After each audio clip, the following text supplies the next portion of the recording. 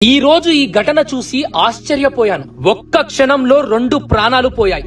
అది 2025 ఆగస్టు 3. రామకృష్ణ మాకు బాగా దగ్గర వ్యక్తి. మా బాబాయ్ వాళ్ళ బెస్ట్ ఫ్రెండ్. భువనగిరిలో ఒక ఫంక్షన్ కి వెళ్లి స్వీట్ హౌస్ లో స్వీట్స్ కొనడానికి రోడ్ క్రాస్ చేశాడు. ఎంత దురదృష్టం అంటే వేగంగా వస్తున్న లారీ వీళ్ళ పైకి దూసుకొచ్చింది.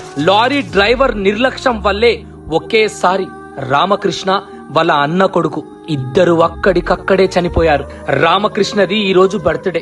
చాలా బాధగా ఉంది. మనిషికి ఎప్పుడు ఏం జరుగుతుందో తెలియదు. తన ఆత్మ శాంతి కోరుతూ మూగ జీవులకు, అనాథ పిల్లలకు ఒక పూట కడుపు నింపే ప్రయత్నం చేశాము. ఈరమణికి కూడా తనకు నచ్చిన ఆహారం తీసుకొచ్చాను. అలా పెడుతూ పోతున్నాను. ఒక దగ్గర అన్నం వేసి పెట్టగానే కాకి వచ్చి తింటుంది చూశాను. ఆత్మ శాంతి కలగాలని కోరుకుంటున్నాను. రామకృష్ణది ప్రేమ వివాహం. 2 ఆడపిల్లలు. పాపం ఊర్లో ఒకేసారి 2 చనిపోవడంతో ఊరు ప్రజలంతా శోక సముద్రంలో మునిగిపోయారు. ప్రతి పరిచయం ఒక పాఠం నేర్పుతుంది కదా రామకృష్ణన్న.